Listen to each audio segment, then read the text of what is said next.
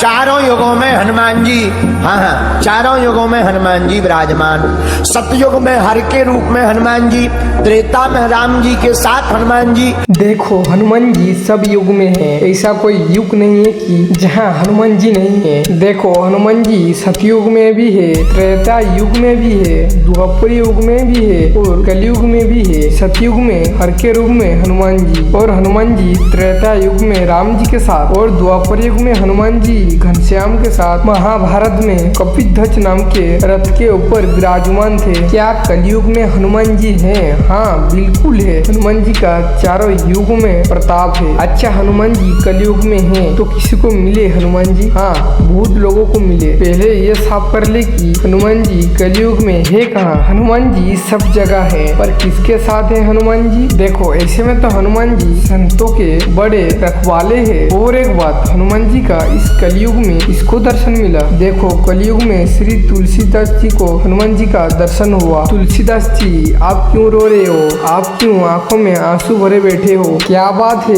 क्यों रो रहे हो? तुलसीदास जी बोले क्या बताए, हमें राम जी का दर्शन नहीं मिल रहा है तो इसलिए हम रो रहे हैं। तुलसीदास जी राम जी का भक्ति में रो ही पड़े। अच्छा सच्ची में क्या कोई भक्ति में रोता है? जानोगे आज के वीडियो के अंत में। चारों युगों में हनुमान जी, हाँ, चारों युगों में हनुमान जी विराजमान। सतयुग में हर के रूप में हनुमान जी, त्रेता में राम जी के साथ हनुमान जी, द्वापर में घनश्याम के साथ हनुमान जी, महाभारत के युद्ध में कपिध्वज नाम के रथ के ध्वज पर विराजमान हनुमान जी।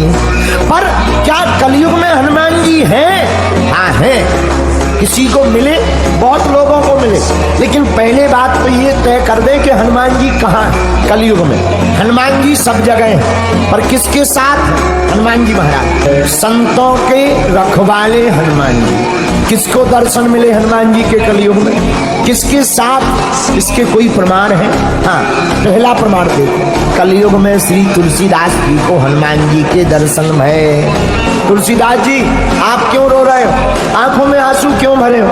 क्या बात है, क्यों रो रहे हो? तुलसीदास जी बोले क्या बताएं, हमें राम जी के दर्शन नहीं मिल रहे। राम जी के दर्शन के लिए रो रहे हैं। राम जी के दर्शन क्यों करना? तुलसीदास जी कहते आंखें राम जी के दर्शन की प्यासी। अच्छा आंखों से प्रभु के दर्शन करना है, दीदार करना। कुछ लोग कहते हैं तुलसीदास जी की महिमा नहीं है, तुलसीदास जी की पत्नी की महिमा। एक नरसिंहपुर का आदमी मिला हमें, चंगीला, वो हमें मिला, बोला गुरुजी तुलसीदास जी की महिमा नहीं है, उनकी पत्नी की लुगाई की महिमा है। हम कहा लुगाई की क्या महिमा है? बोले ना वो तुलसीदास जी को फटकार लगाती, न तुलसीदास जी तुलसीदास बन पाते, गैया भैंसियां चराते ही मर जाते। हमने कहा ठटरी के बरे।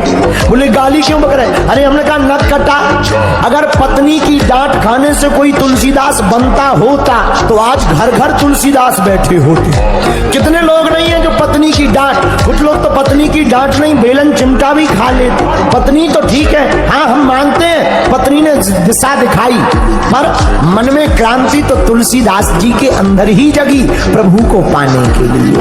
आंखों में आंसू भर करके तुलसीदास जी चित्रकूट के घाट पर बैठे।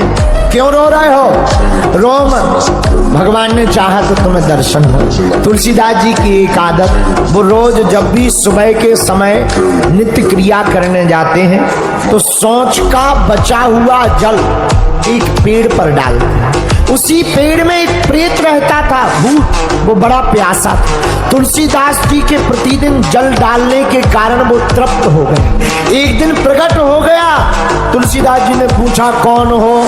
वो भूत बोला हम इस पेड़ में रहने वाले प्रेत हैं। तुलसीदास जी बोले जय हो, हमने बुलाया परमात्मा को, मिले प्रेत।